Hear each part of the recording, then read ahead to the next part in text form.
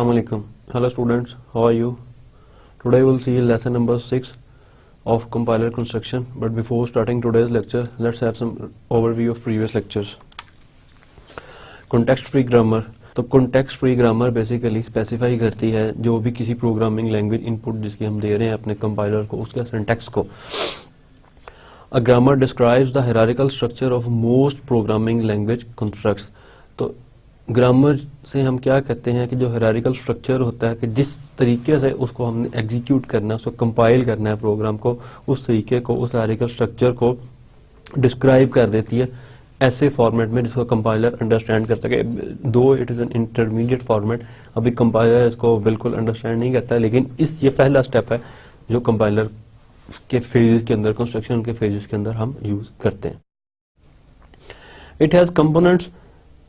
इसके जो ये फॉलोइंग कंपोनेंट्स पे कंपाइल करती है. इसमें terminal symbols, set of non terminals, productions and designated start symbol. Start symbol designated वो होता है जहां से हमने प्रोडक्शन को, जहां से अपने डेरिवेशन स्टार्ट करनी है किसी भी गिवन स्ट्रिंग के लिए. सेट ऑफ टोकन्स और टर्मिनल सिंबल्स वो हैं जहां पे जाके हमारी डेरिवेशन खत्म होती है, जिससे आगे हम कोई चीज मजीद ड्राइव नहीं कर सकते.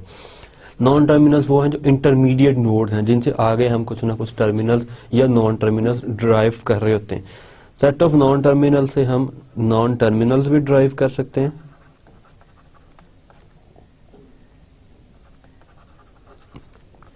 और टर्मिनल्स भी ड्राइव कर सकते हैं.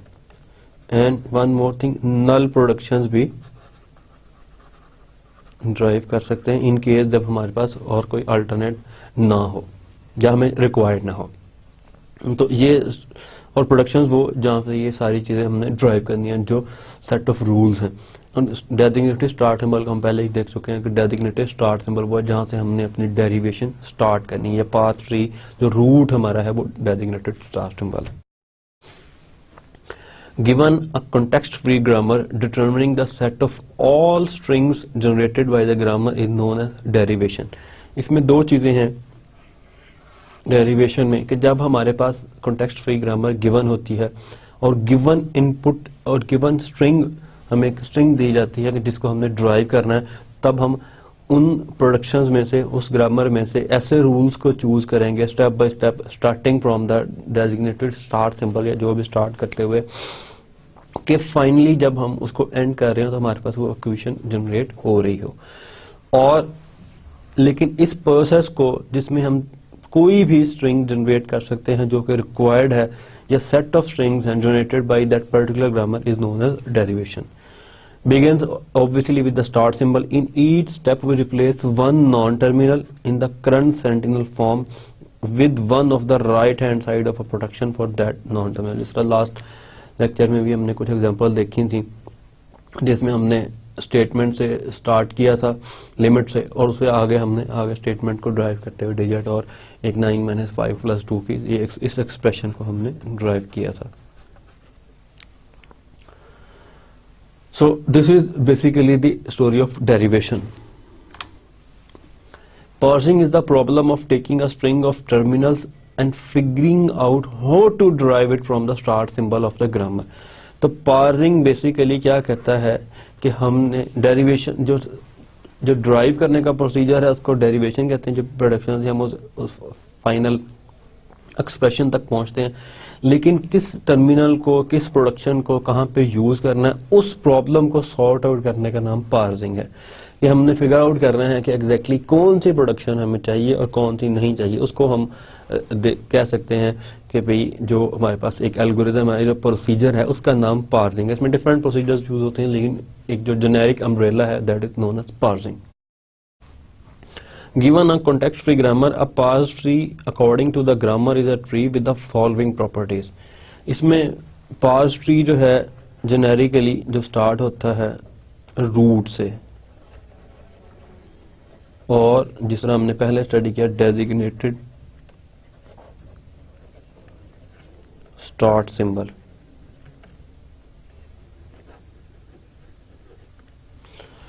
Each leaf is labeled by a terminal or by null production. This is called null production. कि या किसी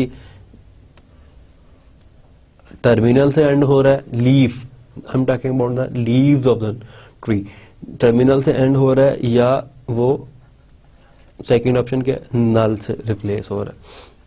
each interior node is labelled by a non terminal, तो जो जितने इंटरमीडिएट नोड्स हैं वो सब के सब किससे एंड हो रहे होंगे, इसमें हमारे पास सिर्फ एक ही ऑप्शन है, that are in non terminals. If and fourth one is, ये पहली प्रॉपर्टी है, ये सेकंड है, third and it is fourth property. Fourth one is if A एक प्रोडक्शन है हमारे पास इस टाइम की जिसमें x1 x2 and xn is a production, then node A has intermediate children x1 जिसमें xi is equal to 1 से लेके n तक कुछ भी हो सकता है, is a non terminal और null, कि जो ये नॉन टर्मिनल है ये नल है। टर्मिनल हम इंटरमीडिएट नोड्स में नहीं यूज कर सकते, या तो वो नल है कुछ आगे कुछ नहीं जनरेट हो रहा है, या वो नॉन टर्मिनल जिससे आगे कोई ना कोई चीज जनरेट हो रही है। एम्बिग्यूटी, उसके बाद हमने एम्बिग्यूटी को स्टडी किया था।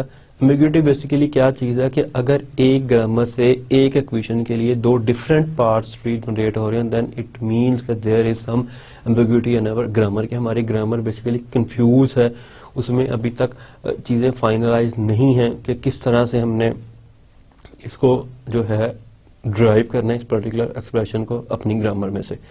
तो जहाँ पे ये कंफ्यूजन मौजूद हो, जहाँ पे ये प्रॉब्लम हो, वहाँ पे हम कह सकते हैं कि ये ग्रामर एम्बिगुअस है, अभी इसको मजीद रिफाइन करने की ज़रूरत है। ये जो हमारा लैंग्वेज कंस्ट्रक्ट है, या जो सिंटेक्स की जो स्पेसिफिकेशन है according to that particular problem, वो ठीक तरीके से कन्वर्ट नहीं हुई ग्रामर के अंदर, क्योंकि ग्रामर हमें कंफ्यूज कर रही है, वो हमें उलझा रही है कि भी आया इस बात को अडॉप्ट करना है और इस बात को अडॉप्ट करना है, कोई क्लियर कट डिफरेंशिएशन नहीं है।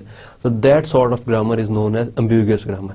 लेट्स सपोज जो हमने देखी थी एक एग्जांपल एक्सप्रेशन 9 - 5 + 2, उसके लिए हम दो पार्स फ्री जनरेट कर रहे हैं विद द सेम ग्रामर, तो that is bit confusing and that grammar is ambiguous.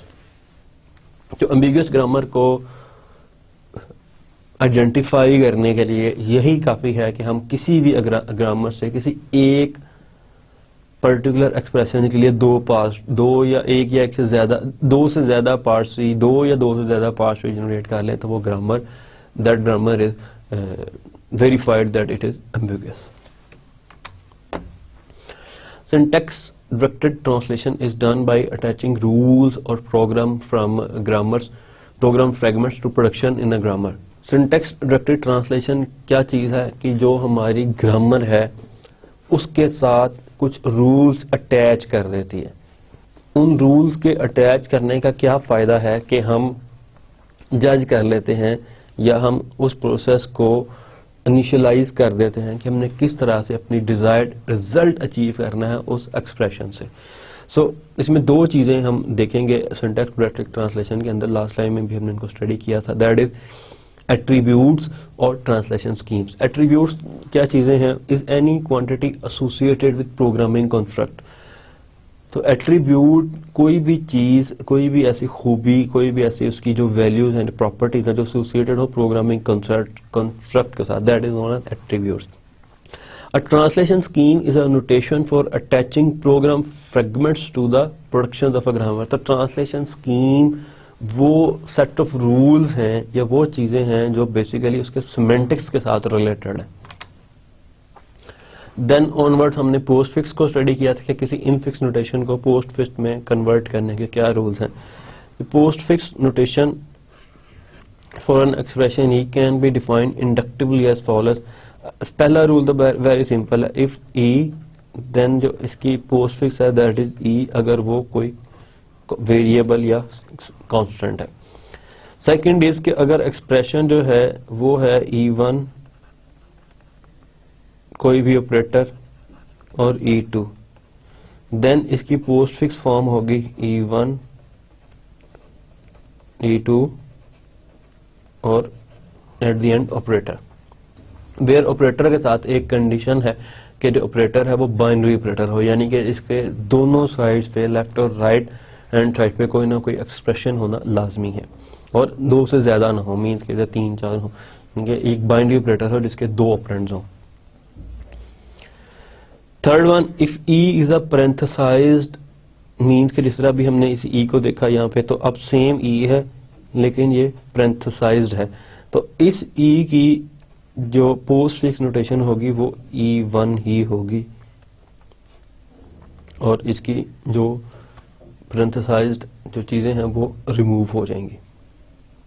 Means के जो इसकी है पोस्ट फिक्स नोटेशन इसकी भी वही है। तो ये 3 रूल्स हैं किसी भी इनफिक्स को पोस्ट फिक्स में कन्वर्ट करने के लिए। एग्जांपल देखिए, जब हमने इसको एक दफा फिर देख लेते हैं। सबसे पहले 9 - 5 + 2, इसमें जो हमने कॉन्स्टेंट्स है उनको सेपरेट कर लिया और इसमें हमने रूल 1 अप्लाई कर दिया कि जो कॉन्स्टेंट्स हैं उनकी पोस्ट फिक्स फॉर्म एग्जैक्टली वही है।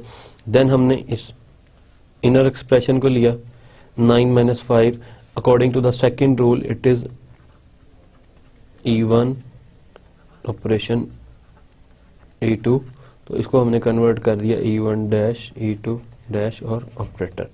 तो ये हमारे पास आ गया 9, 5 और माइनस। थर्ड, हमने पेरेंथेसिस के साथ चेक किया तो हमने कहा था कि जो ई हो सेम वही चीज है, तो अगेन हमारे पास इसके रिजल्ट में भी 9, 5 माइनस ही रहा। तो अब इस स्टेप तक हमारे इस यहां तक के एक्सप्रेशन का रिजल्ट जो है वो पोस्ट फिक्स जो है फॉर्म वो 9 - 5 है, +2 अभी रिमेनिंग है। तो अब हम इसको E1 कंसिडर करेंगे और इसको E2 और इसको operator.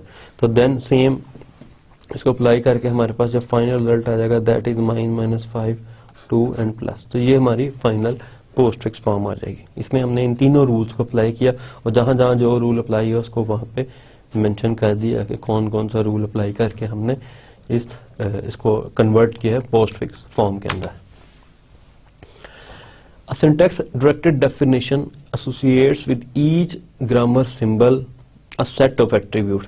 A syntax directed definition क्या कहती है? Associate कहती है। Syntax directed definition associates each grammar symbol a set of attributes, यानी कि जितने grammar symbols होंगे हमारे पास उनके साथ कुछ set of attributes। Set means कि एक attribute भी हो सकता है, 2 भी हो सकता है और ज्यादा भी हो सकते हैं। Set of attributes उनके साथ associate कर देता है।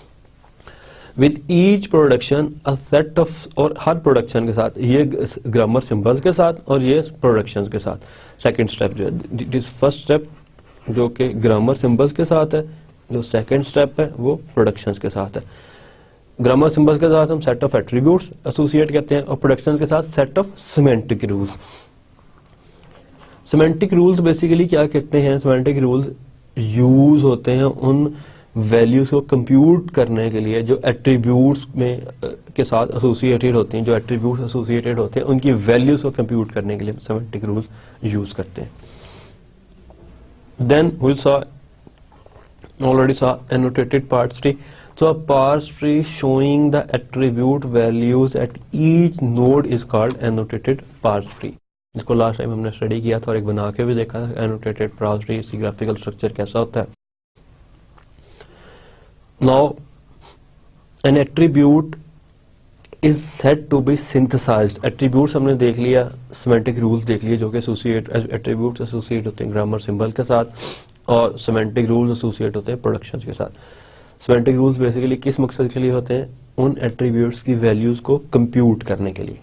So moving next, an attribute is said to be synthesized if its value at a parse tree node n, कोई भी एक node है, n is determined from attribute values at the children of n and itself at n node n।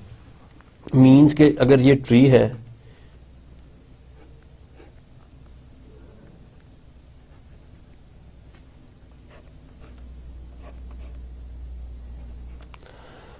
तो ये nodes हैं इसके different. तो इस नोड पे या किसी भी नोड के ऊपर अगर इसकी वैल्यू जो है वो या इसके चिल्ड्रन से होके ऊपर जा रही है या यहाँ से खुद कैलकुलेट हो रही है, तो इस एट्रीब्यूट की जो वैल्यू होगी इसको सिंथेसाइज्ड एट्रीब्यूट कहेंगे, जिसकी वैल्यू उसके चिल्ड्रन से कैलकुलेट होकर ऊपर जाए या उसी नोड के ऊपर कैलकुलेट हो। Then those values are known as synthesised values, synthesised attribute.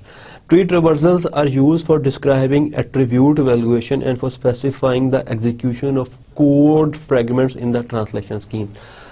तो traversal schemes जो हैं, tree traversal schemes जो हैं, वो basically हमें बताती हैं कि किस तरह से इस एट्रीब्यूट की वैल्यू को एवेल्युएट करना है, कैलकुलेट करना है, कंप्यूट करना है, कौन सा मैकेनिज्म आप यूज करेंगे, कहाँ कहाँ से होके आप जाएंगे, तब आपने इसकी वैल्यूज को एट्रीब्यूट करना है, कैलकुलेट करना है।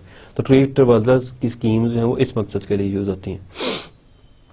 Then syntax directed translation scheme is a notation for specifying a translation by attaching program fragments to productions in the grammar। ये चीज हम ऑलरेडी देख चुके हैं कि भाई उसको किस तरह ग्रामर के साथ इंडल्ज करना है। लेट्स सपोज जो ट्रांसलेशन स्कीम थी ये infix post fix form, infix को हमने कन्वर्ट किया है टू पोस्ट फिक्स फॉर्म। अब जो इसकी हमने बात की ट्रांसलेशन स्कीम है जिसमें हम उसको एग्जैक्ट बता रहे हैं कि अब क्या किस तरह प्रिंट करना है। अब देखें प्रोग्राम जो कैलकुलेशन हो रही है कोई ना कोई आउटपुट होगी, तो जो इसकी आउटपुट को हम एम्बेड कर रहे हैं अब इस प्रोग्राम के अंदर कि कहाँ कहाँ होगा, और वो तब भी होगा जब हम उस पर्टिकुलर नोड को छोड़ के जा रहे हैं। दो तरह की इसमें होती हैं, लेकिन जो हम स्कीम यूज कर रहे हैं उसके अंदर हम जब इस नोड को छोड़ के जा रहे हैं तब हमने क्या प्रिंट करना है। तो स्टार्ट यहां से होगा रूट से और लेफ्ट पास करते करते अब हमने यहां पे इस नोड को छोड़ देना है, तो हमने यहां पे इसके साथ प्रिंट का अटैच कर दिया। यहां पे हमने इस नोड को छोड़ देना, मींस के इस नोड पे अब वापस नहीं आना, तो यहां पे हमने प्रिंट को अटैच कर दिया। और यहाँ प्रिंट क्योंकि 9 भी हो गया 5 भी, अब इसको छोड़ देना, तो यहाँ पे जो इसका चाइल्ड रह गया इसको प्रिंट कर दिया, एंड सो ऑन।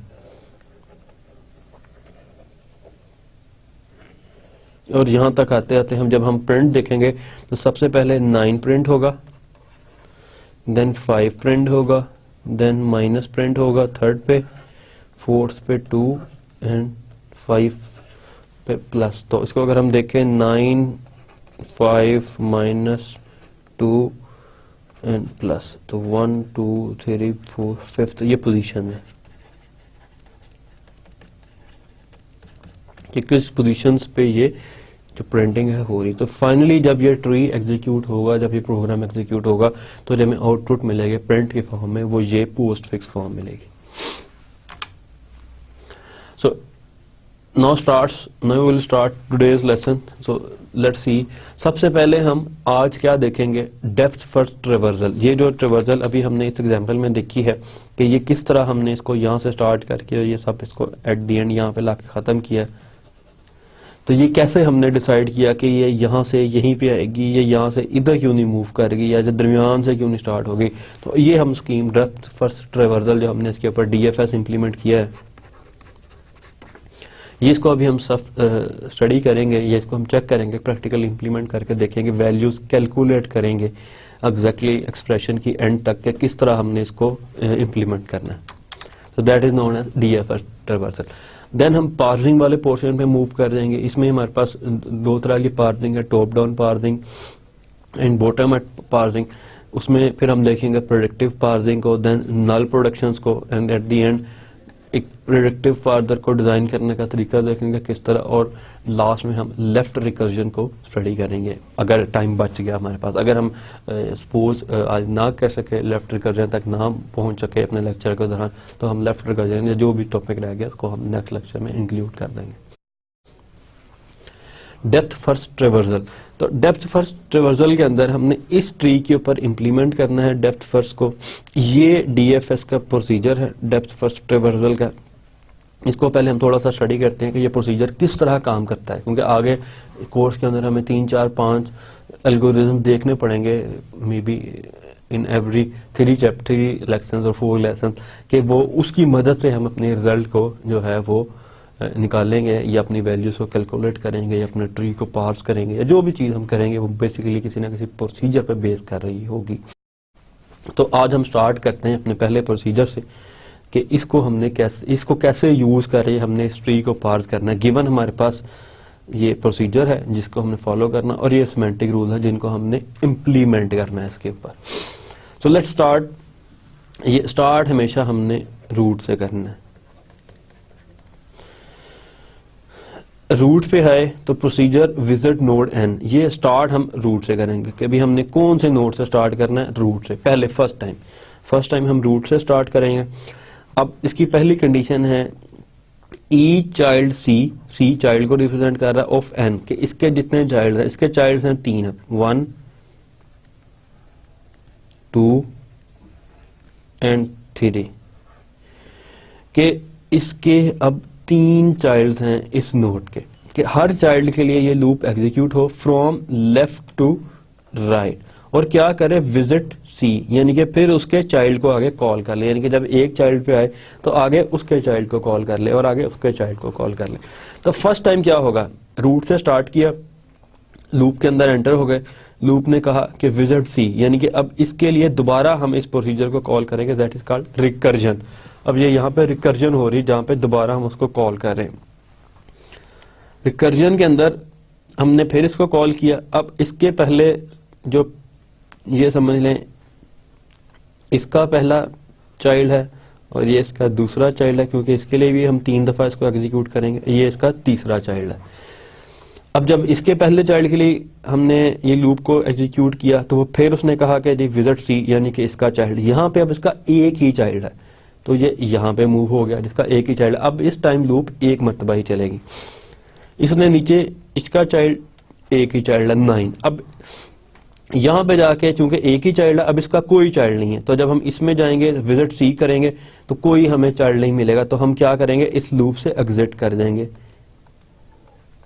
इस जगह पे आके, इस नोड के ऊपर, लीव नोड के ऊपर आके जब एग्जिट करेंगे तो नेक्स्ट स्टेटमेंट है evaluate semantic rules at node N. चूंकि अब हम इस नोड पे हैं तो हमने अब क्या इवेलुएट करना है, एन को।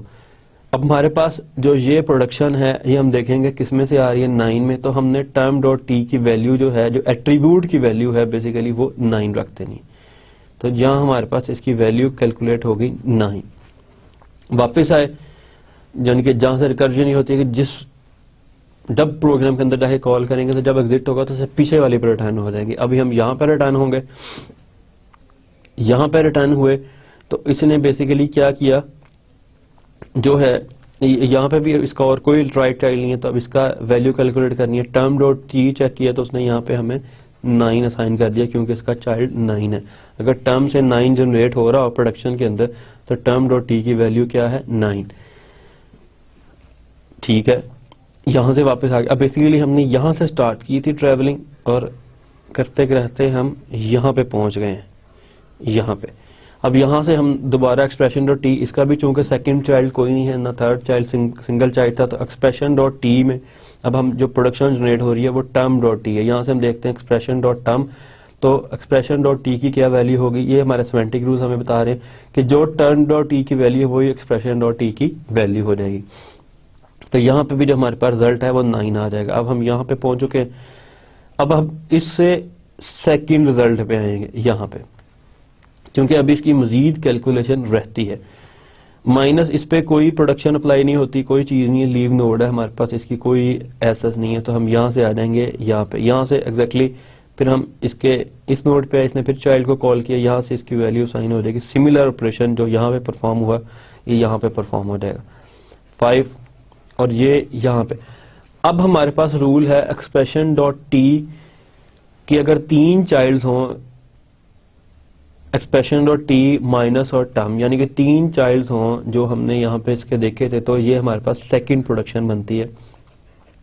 इसकी जो सिमेंटिक रूल्स है वो ये है कि एक्सप्रेशन 1 लिखें, टर्म टी लिखें और जो माइनस का साइन है वो एंड पे कर दें, यानी कि जो दरमियान वाली चीज है वो एंड पे कर दें, क्योंकि हम इसको बेसिकली पोस्ट फिक्स में कन्वर्ट कर रहे हैं। तो यहाँ पे जो इसका रिजल्ट आएगा वो मैं यहाँ लिख देता हूँ। सबसे पहले 9 इस एक्सप्रेशन 1 डॉट टी को, जो हमारे पास ये है बेसिकली इस सिनेरियो में, एक्सप्रेशन 1 डॉट टी को, देन टर्म डॉट टी को कंकैटिनेट कर दें, वो 5 है, और देन माइनस साइन। अब इस एक्सप्रेशन का हमारे पास ये रिजल्ट आ चुका है। तो अब यहां से हम इसको इसके सेकंड चाइल्ड पे, क्योंकि एवरी चाइल्ड के लिए इसकी कोई प्रोडक्शन नहीं है, सेम इसी तरह 2 को कैलकुलेट करके यहाँ पे 2 और वापस यहाँ पे।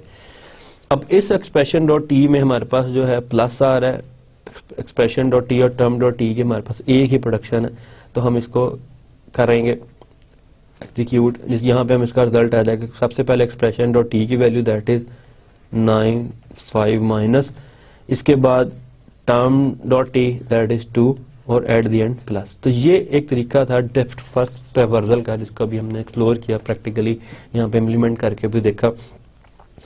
तो यहाँ पे जाके हम जो है वो इसको एग्जीक्यूट करते हैं। अगर हम evaluate semantic rules at node N पे एग्जैक्टली वो साथ अटैच कर दें जो सिंटैक्स डायरेक्टेड डेफिनेशन ट्रांसलेशन है, तो यहाँ पे हम उसको प्रिंट भी कर लें, यानी कि प्रिंट यहाँ पे यूज कर दें, क्या प्रिंट करना है यहाँ पे कर दें, क्या प्रिंट करना है, तो एग्जैक्टली जो स्क्रीन पे चीज प्रिंट होगी वो ये सारी फॉर्म प्रिंट हो जाएगी। पार्सिंग, अब हम पार्सिंग को देखते हैं। Parsing is the process of determining if and how a string of terminals can be generated by a grammar. जिस तरह हमने अपने आज के जो ओवरव्यू थे प्रीवियस लेसन्स के उसमें डिस्कस किया कि पार्सिंग बेसिकली हमें वो तरीका बताती है, वो स्टेप्स बताती है जिसकी मदद से हम डिटरमिन कर सकते हैं कि हमने स्ट्रिंग ऑफ टर्मिनल जो हमारा एक्सप्रेशन है, जो रिक्वायर्ड एक्सप्रेशन है, उसको किस तरह जनरेट करना है, किस तरह ड्राइव करना है अपनी ग्रामर से।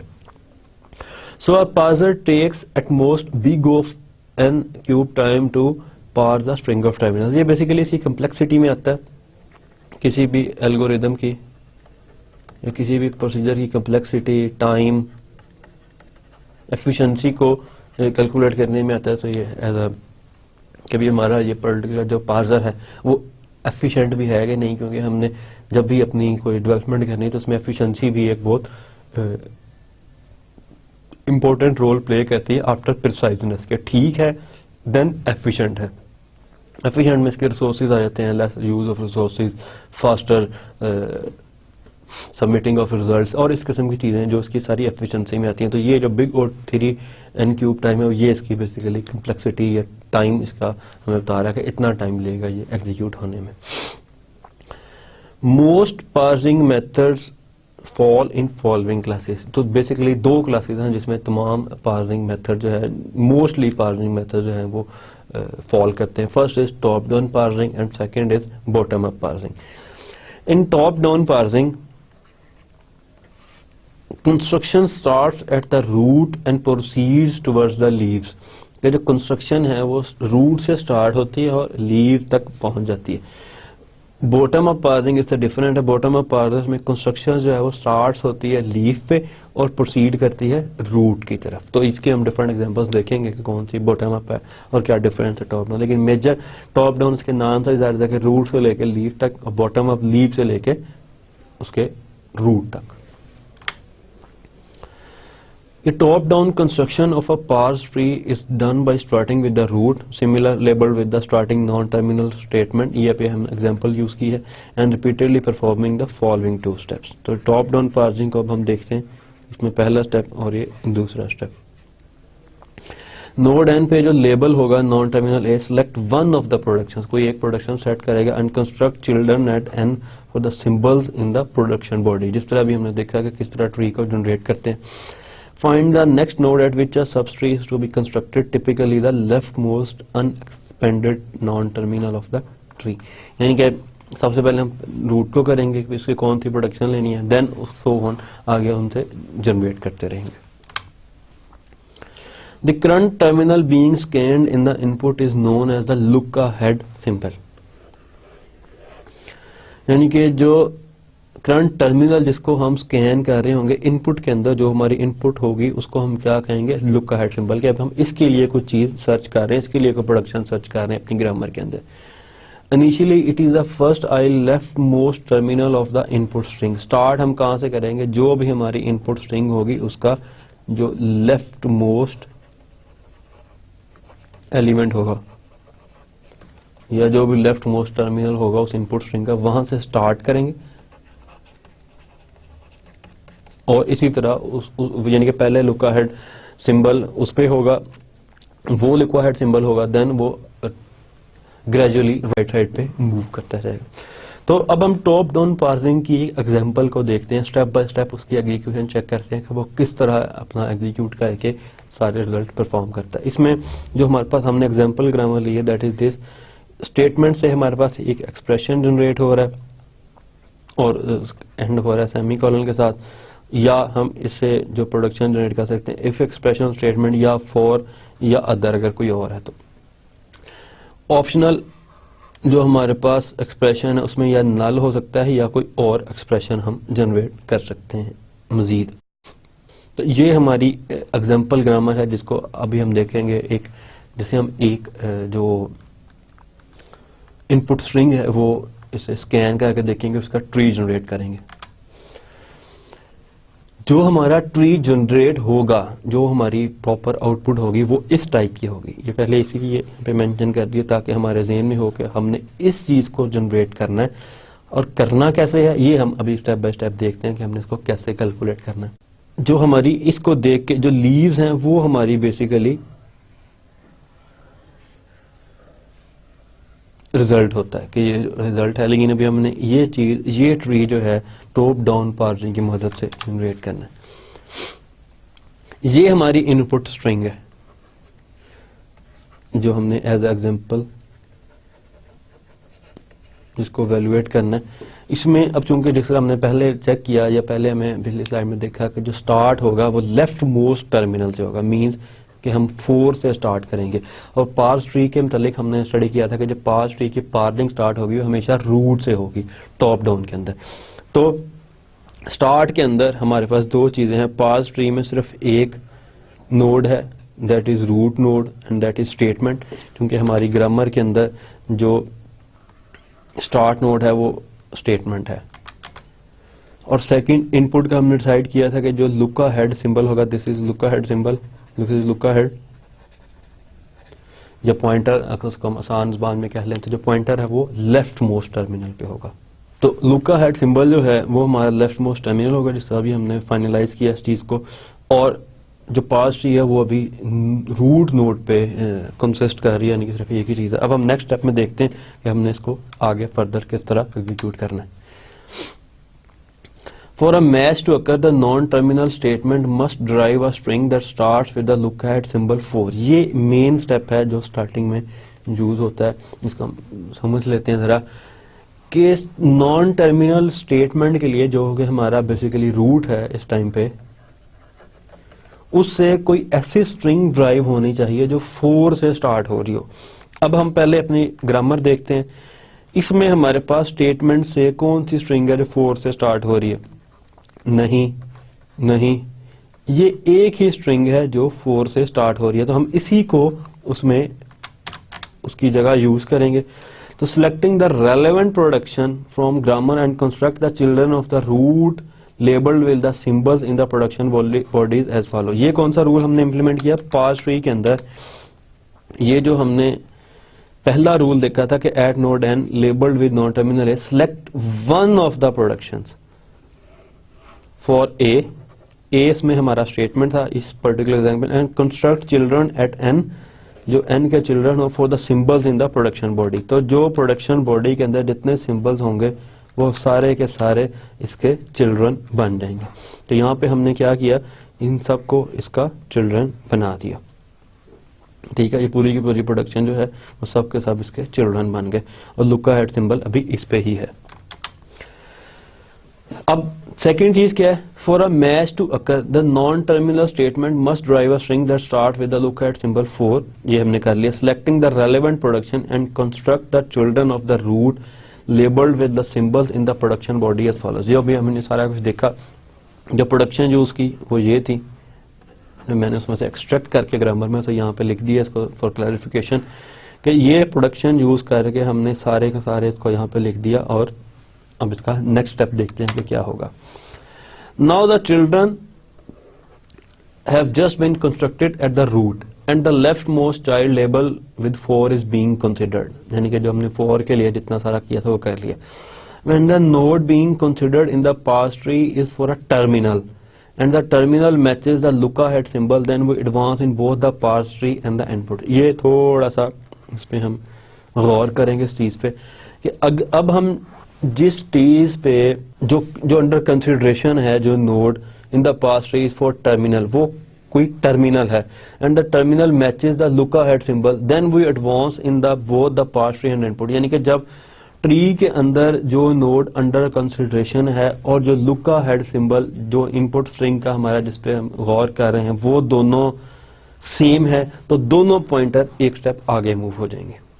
अब हमारा चूंकि 4 से मैच कर रहा था, यानी कि जो नोड है वो लुका हेड सिंबल से मैच कर रहा था, जिन दोनों को हम कंसिडर कर रहे थे, तो दोनों एक एक स्टेप आगे मूव हो जाएंगे।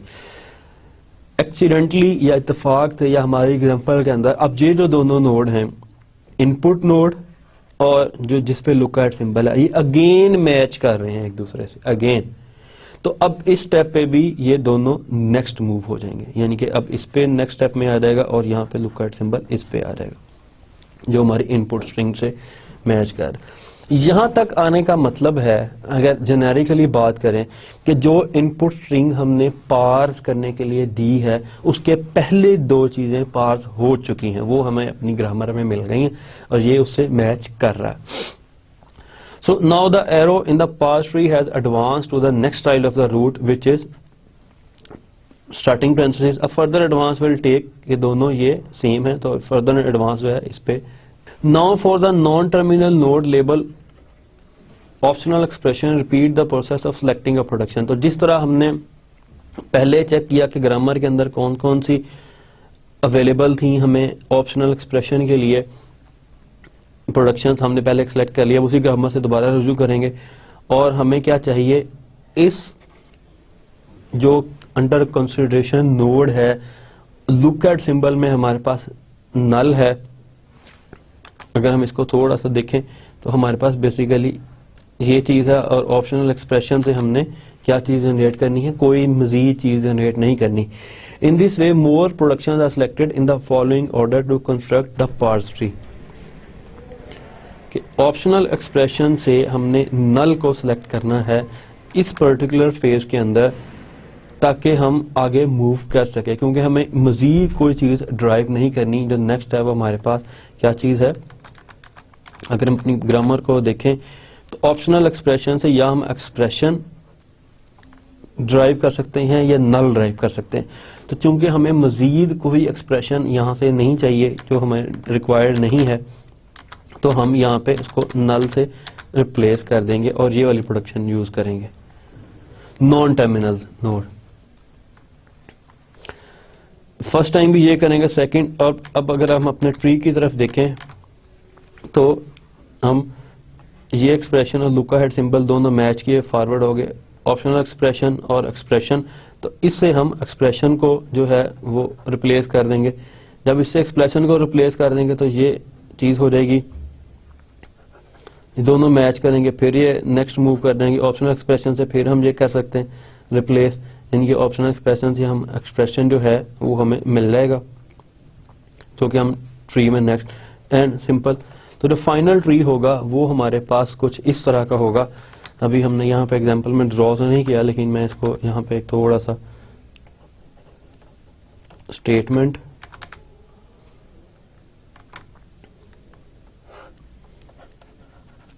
फॉर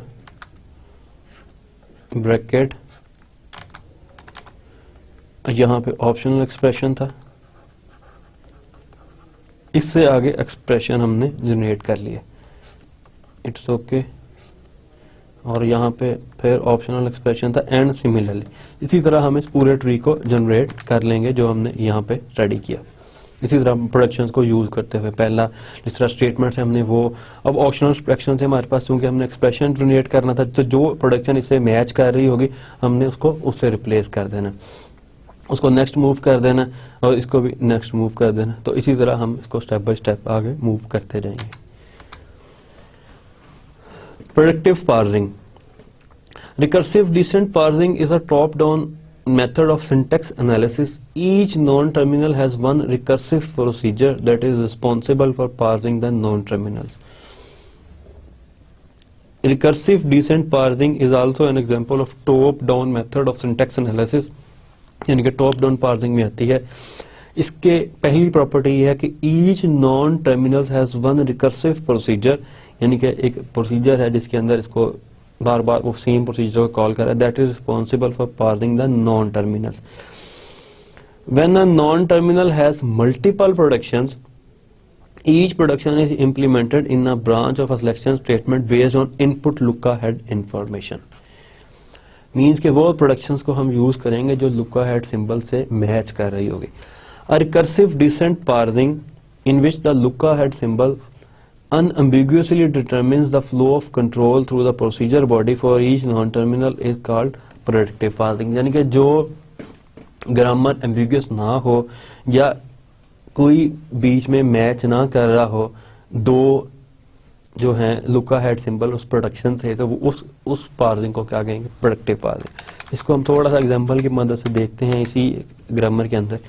मीन्स के स्टेटमेंट से जितनी प्रोडक्शंस जनरेट हो रही हैं डिफरेंट, उन सब के स्टार्टिंग नॉन टर्मिनल्स डिफरेंट हैं।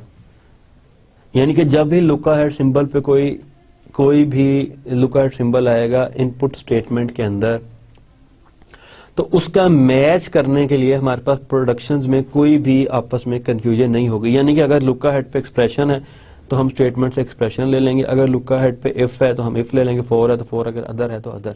सिमिलरली ऑप्शनल एक्सप्रेशन के अंदर एक हमारे पास नल और एक्सप्रेशन की, इन दोनों में से जिस तरह इस स्टेज पे हमारे पास ऑप्शनल एक्सप्रेशन था, अब हमने कोई प्रोडक्शन लेनी है और जो हमारा फोकस है या जो इनपुट लुकाहेड सिंबल है वो एक्सप्रेशन है, तो मैंने देखना है इस नॉन टर्मिनल के लिए कोई प्रोडक्शन ऐसी है जो एक्सप्रेशन से स्टार्ट हो रही हो। तो मेरे पास ग्रामर के अंदर एक ही प्रोडक्शन है जो ऑप्शनल एक्सप्रेशन की है और वो स्टार्ट हो रही है एक्सप्रेशन से, तो मैं उसको उससे रिप्लेस कर दूंगा। तो that is known as predictive parsing, कि जहां पे कोई एम्बिग्युइटी ना हो। इसकी हम एक एग्जांपल देखते हैं। Let's see an example for predictive parsing. इसमें पहला टाइप है सिंपल और एंड साइन, ये नॉट का sign, ID, and third production जो है वो एरे से स्टार्ट हो रही है और ये आगे इसके सारे टर्मिनल्स हैं। सेकंड सिंपल है, सिंपल इंटीजर भी हो सकता है, करैक्टर भी, और न्यूमेरिक डॉट डॉट न्यूमेरिक भी हो सकता है। तो इसमें जो हम देख रहे हैं कि कोई भी चीज इसमें एम्बिग्युइटी क्रिएट नहीं कर रही। It is different, it is different, it is different. Starting symbol जो हैं, ये तीन स्टार्टिंग सिंबल हैं सिंपल, जो फर्स्ट सिंबल हैं इसके simple, then tilde sign, and sign, not का साइन जो निगेशन का, देन एरे। ये तीनों डिफरेंट हैं जो कि फर्स्ट हैं किसके, टाइप के, यानी कि फर्स्ट सिंबल्स हैं, फर्स्ट प्रोडक्शन सिंबल्स हैं टाइप के। इसी तरह सिंपल के जो फर्स्ट हैं that is integer, character and numeric. तो ये तीनों भी डिफरेंट हैं। तो इसमें ये प्रेडिक्टिव पार्सिंग की एग्जांपल है, जिसमें डिफरेंट हो वो प्रेडिक्टिव है, जिसमें डिफरेंट ना हो मीन्स के अभी इसमें कोई कंफ्यूजन है तो उसको हम प्रेडिक्टिव नहीं कहेंगे पार्सिंग में, वहां पे हम उस कंफ्यूजन को पहले दूर करेंगे। इसके अंदर जो प्रोसीजर्स इन्वॉल्व हो रहे हैं वो ये तीन प्रोसीजर्स हैं जो जिसको हम बेसिकली इवैल्यूएट करते हैं। ये प्रोसीजर सिर्फ और सिर्फ इस एग्जांपल के लिए है। इसमें पहला प्रोसीजर है टाइप, जो कि क्या चेक करेगा, इसकी टाइप चेक करेगा जो भी हमारा है। इसमें हम देखते हैं कि लुकड है तो उसमें इनको कॉल कर लेगा, अगर नहीं है, अगर पहला इंटीजर नहीं है तो फिर इसको चेक करेगा, अगर तीसरा है तो एरे। चूंकि हमने देखा कि हमारे पास तीन ही थे, single, simple, this sign and array, तो ये तीन इसमें हमने डाल दिए। दैट इज, इससे मैच कर लो फर्स्ट सिंबल से। इफ लुकाहेड इज इक्वल टू इन, इसमें से कोई लुकाहेड है तो सिंपल को कॉल कर लो इफ, अगर ये है तो इसको, और अगर एरे है तो इसको, यानी कि जो तीन फर्स्ट हैं इसको चेक कर ले। इसी तरह ये एक है एग्जांपल जो कि फिर बाद में मैच को कॉल करेगा, उसे मैच करने के लिए। और सिंपल प्रोसीजर क्या करेगा, लुकड इंटीजर है then match integer, lookahead character है then match character, lookahead number है then match num dot dot num, जिसमें तीन आ रहे हैं क्योंकि पहली दो प्रोडक्शन में ये सेम है। सिंपल के लिए ये टाइप के लिए चेक करेगा और ये सिंपल के लिए, और ये सिंपल इसको मैच करके रिटर्न करेगा कि क्या चीज कर रहे हैं। सिंपल में हमारे पास क्योंकि सिर्फ तीन चीजें हैं, integer, character and num, numeric के अंदर आगे तीन और हैं तो उन तीनों को बारी बारी मैच करेगा। पर इसके अंदर पहला सेट हमारे पास ये है, दूसरा सेट हमारे पास एंड और आईडी है, और तीसरा एरे, देन एरे और उसके सारे different symbols. So the predictive parser consists of procedures for the non-terminals, type and simple of a grammar. तो जो दो नॉन टर्मिनल है हमारे पास, टाइप और सिंबल, उन दोनों के लिए प्रोसीजर मैच क्या करता है, compare its argument T with the look ahead symbol and reverses to the next input terminal if they match, this match changes the value of variable. Match में अगर वो मैच हो जाता है तो लुक अहेड में उसकी जो वैल्यू है वो चेंज हो जाती है, नेक्स्ट टोकन के ऊपर चला जाता है। Parsing begins with the call of the procedure type for the starting non terminal, तो टाइप से इसको हम स्टार्ट करेंगे। इनपुट एक्सप्रेशन हमारी ये है, array num dot dot num of integer, ये हमारी इनपुट एक्सप्रेशन है। चूंकि स्टार्ट हमने टाइप से किया है, जिस तरह लास्ट एग्जांपल में हमने देखा था, तो अब टाइप से मैच किया इस ग्रामर को, तो इसका पहला सिंपल था आईडी और लुक अहेड सिंबल हमारे पास है एरे, तो जो एरे से स्टार्ट हो रही होगी उसको हम कंसिडर करेंगे। तो यहां से मैच एरे से मैच हो गया है, तो एरे मैच होने के क्या है कि अब पॉइंटर नेक्स्ट पे मूव कर जाएगा। तो हम देखें पॉइंटर नेक्स्ट पे मूव कर गया लुक अहेड का, और उसमें नेक्स्ट जो है वो इंक्लूड कर दिया ट्री के अंदर, इससे मैच हुआ। तो अब आगे इसे न्यूमेरिक से, इसमें हमारे पास ग्रामर में क्या चीज है कि ग्रामर में एरे और यहाँ पे सिंपल है। अब सिंपल के आगे तीन चीजें हैं, इंटीजर, करैक्टर और न्यूमेरिक।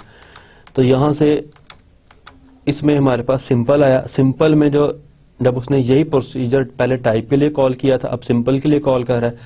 सिंपल के लिए इसके पास पहले है न्यूमेरिक से वो मैच हो गया, तो यहाँ पे न्यूमेरिक डालने, और नेक्स्ट जो सिंपल का प्रोडक्शन है इसमें डॉट डॉट, और उसमें देखते हैं क्या इसमें डॉट डॉट से मैच किया, डॉट से मैच हो गया, और इसका नेक्स्ट मूव हो जाएगा न्यूमेरिक पे, और इसमें न्यूमेरिक आ जाएगा।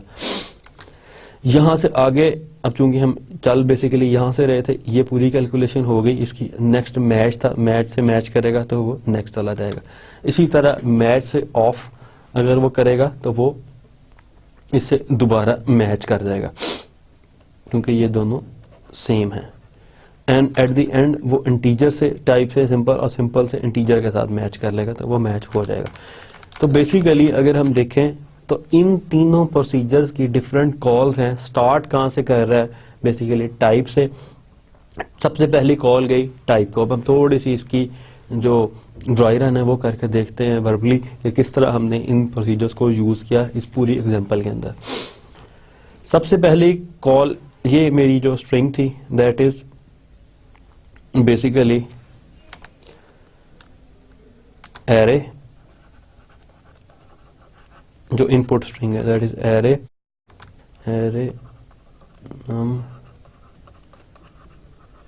Numeric dot dot numeric of integer, ये मेरी इनपुट स्ट्रिंग है। अब बेसिकली प्रोसीजर स्टार्ट हुआ, सबसे पहले प्रोसीजर टाइप हो गया, हमने इनिशियली जो है वो नोड से स्टार्ट करते हैं, रूट नोड से टाइप।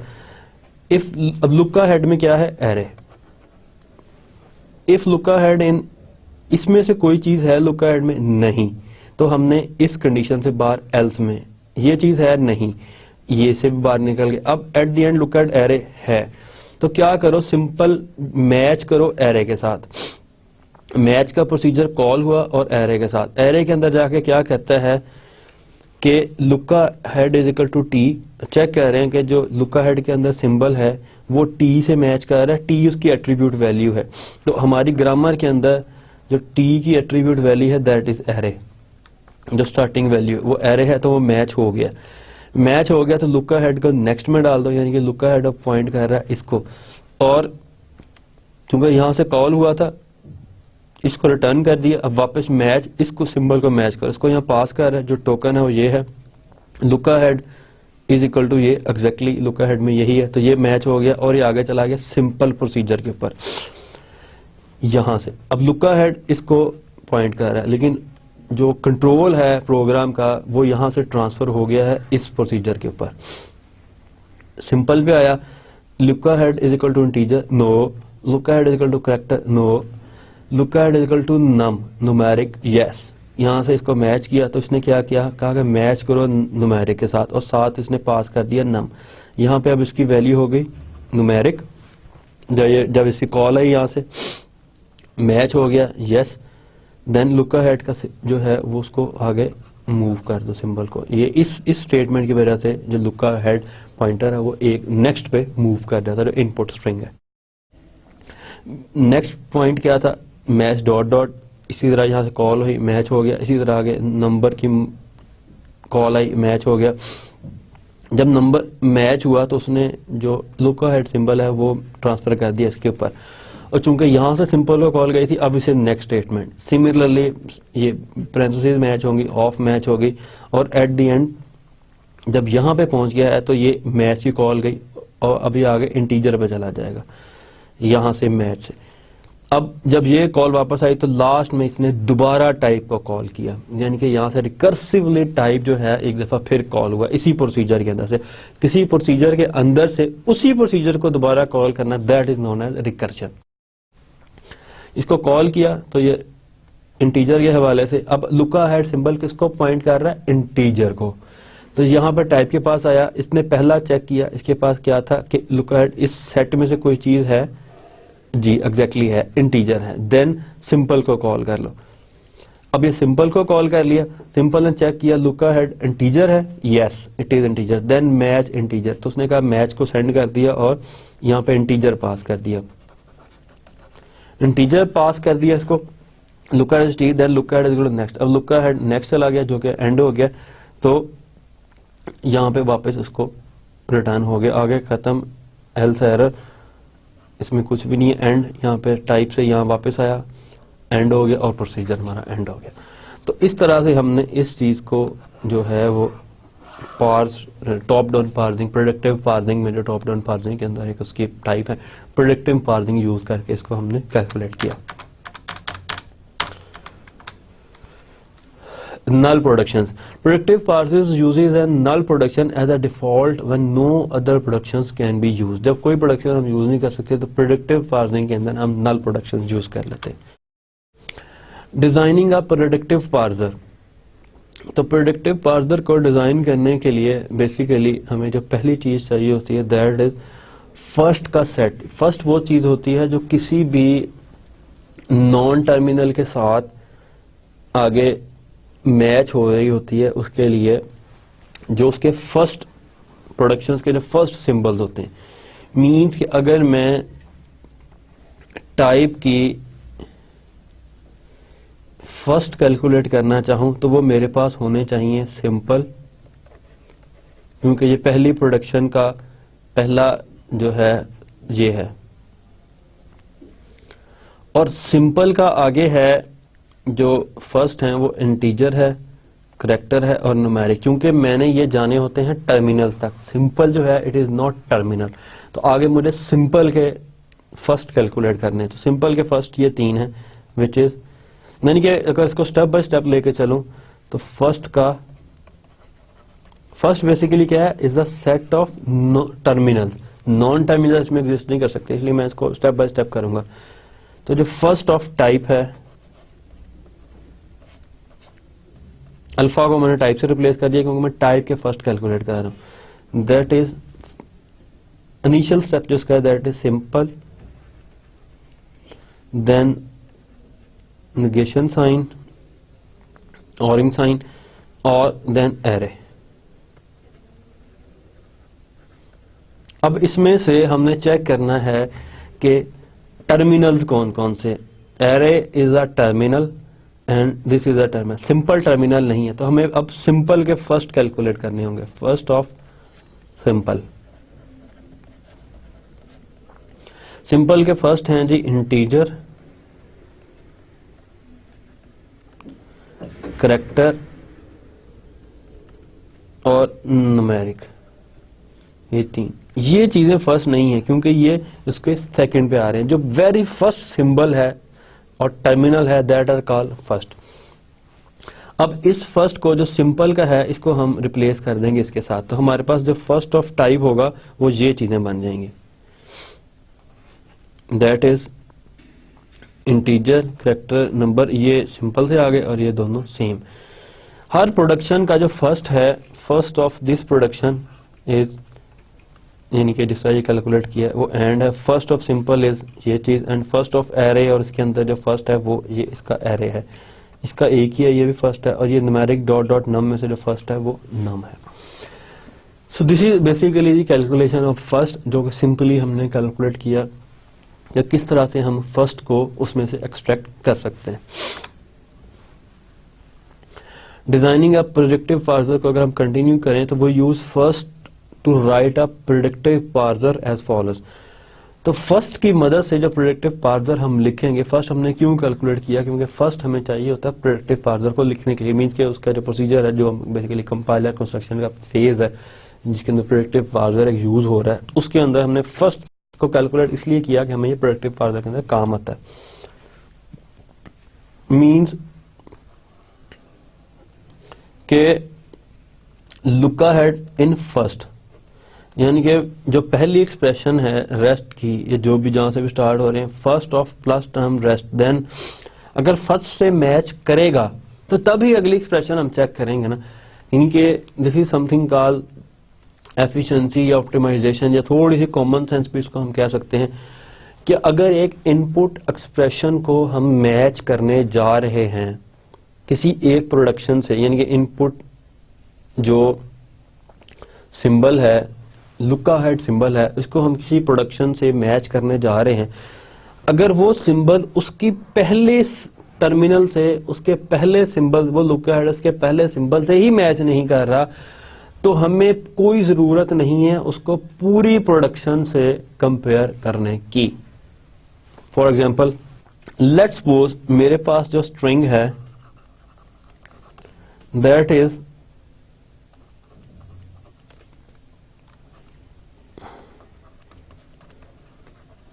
इंटीजर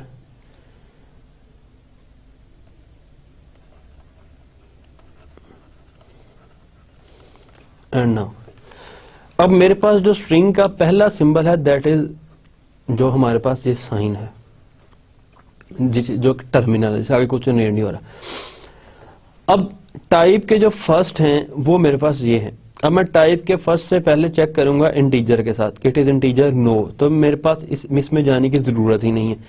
अगर करैक्टर है, नंबर है, नहीं, अगर ये है तो मैं इस प्रोडक्शन में इसको एंटर करूंगा, अदरवाइज मैं इसको एंटर ही नहीं करूंगा।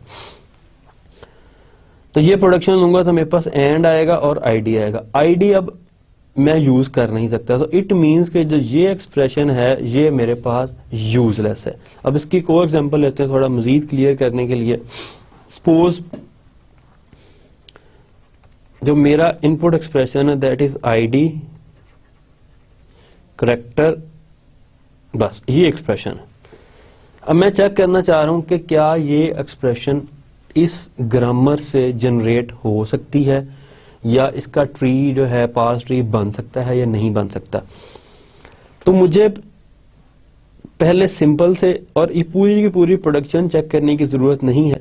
मैं जो आईडी जो लुक अहेड सिंबल है उसको पहले फर्स्ट ऑफ टाइप से चेक करूंगा, क्योंकि टाइप से हमेशा स्टार्ट कर रहा हूं। तो फर्स्ट ऑफ टाइप के अंदर आईडी मौजूद ही नहीं है। जब स्टार्टिंग सिंबल की किसी भी प्रोडक्शन का पहला सिंबल आईडी है ही नहीं, तो इट मींस ये एक्सप्रेशन इस पर्टिकुलर ग्रामर से जनरेट हो ही नहीं सकती। मैं मजीद फर्दर कोई भी जो कैलकुलेशन है वो नहीं करूंगा और रिटर्न कर दूंगा कि जी ये इसमें से मौजूद नहीं है। मींस इसी तरह हमने lookahead in first check किया कि ये फर्स्ट में है, इस पर्टिकुलर इस एग्जांपल की ये प्रोसीजर है। लुक अहेड इसमें चेक किया नहीं है, तो हमने सिंपल उसको रिटर्न कर दिया कि there is some problem in it, नहीं है, ये एक्सप्रेशन इस पर्टिकुलर ग्रामर में जो है वो रिजाइड नहीं करता। When a non terminal A has two or more productions as in, यानी कि अगर किसी ए ग्रामर की जो दो प्रोडक्शंस हों तो first of alpha and first of beta must be disjoint for predictive parsing to work.